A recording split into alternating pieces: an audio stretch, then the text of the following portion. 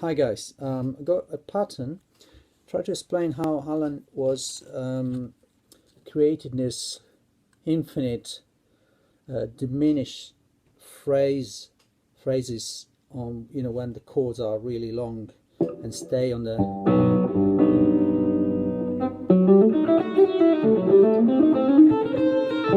that kind of stuff, which just keep going up and up and up and up. I just I personally feel like somebody's strangling me on the wall, more and more and more, until he released the resolution on the next chord, with beautiful sixth and ninth on the chords and stuff like that.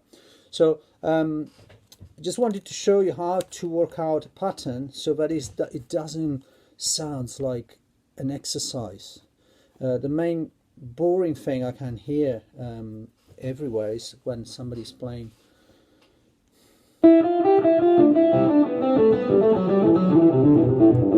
all of it constantly up and down on the chords, even with difficult chord changes and stuff, but there's nothing musical in there for me. And if you watched Scott Henderson melodic phrasing video, that's the concept I want to refresh, because how to create a melody is really a next step from what you can do on a scale, thinking the scale by fourth or thirds or seconds or whatever. That is like how to get the ear to sound in every kind of combination possible in mathematics, to how you react to that sound. But creating music for me is a different thing. Is creating melodies, is creating interesting way to do those exercises. So the main key here is to play with the permutation of one of the strings and to create something interesting. So some samples before on a pentatonic, for instance, like if I have this pattern, so up on one string, down on one string,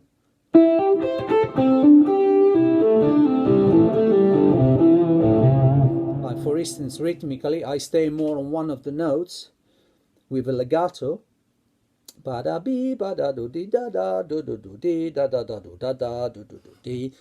if I put a legato in the exercise, if I write the exercise note by note, 4 4 4 pa pa pa pa pa pa pa pa pa pa pa, and when I do a legato of a note and move maybe the other note, the next note one step rhythmically back, it will change the whole feeling of that sound. It's still a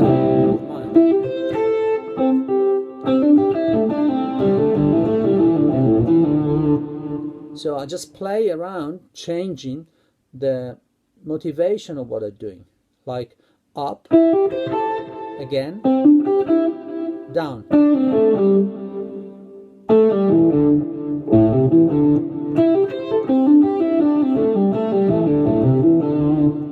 That is from the same pattern. But if I do that the whole way, it's quite boring, isn't it? So even if I move one of them, is already more interesting.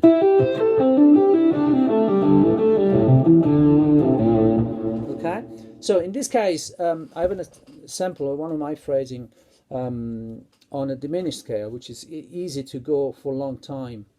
Another way to create that interest is to do a loop of your pattern, kind of the lick, which is not regular in the bar. So the second time you repeat it, like in the diminished scale, for instance, a minor third up, it's not starting in the same place of the bar.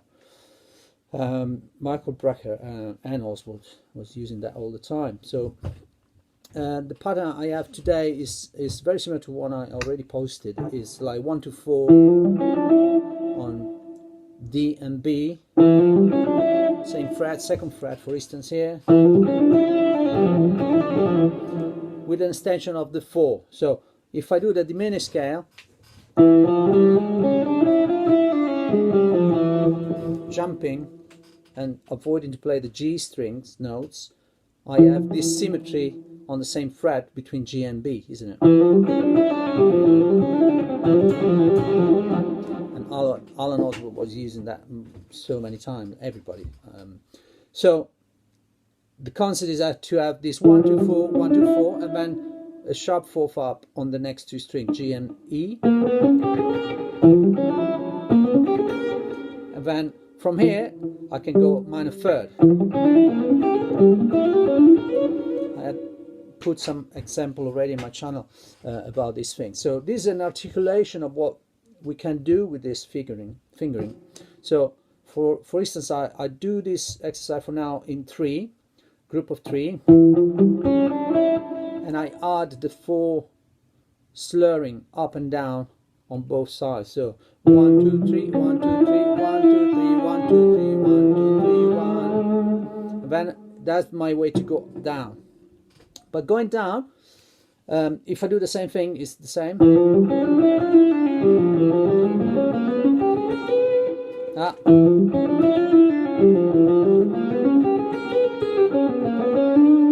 Okay, so this is one figure I can do.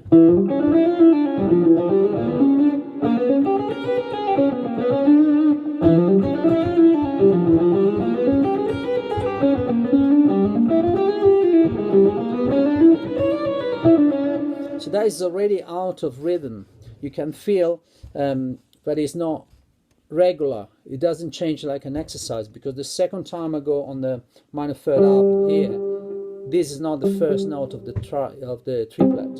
It's maybe the second. Yeah. So if I do that with the drum machine, for instance.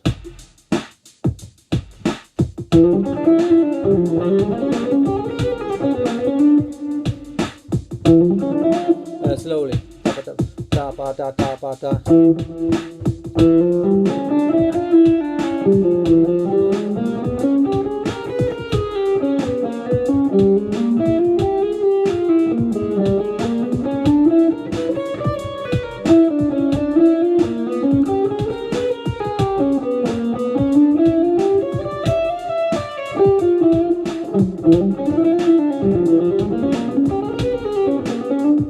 And I put my own version of it.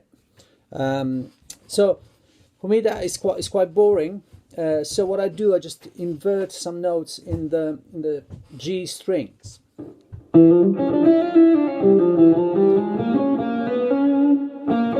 I add 2 notes, not 3. And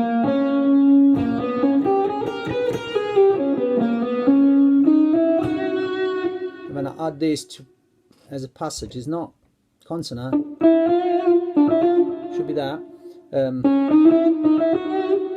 but it's like I'm doing a substitution of a dominant chord of the next dominant chord. It's like E to A, you can do B7, E7 and A to pass, so you can do E and B flat to passage. So this is part of that. It's like that anticipation, a chromatic anticipation. So that's in a speed, it will be sounding good. So the permutation I'm changing is this.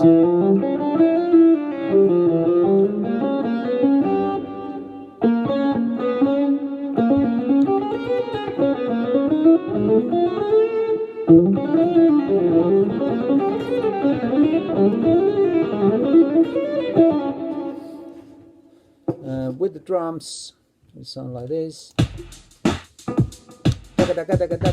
Three play, tapa tapa tapa tam.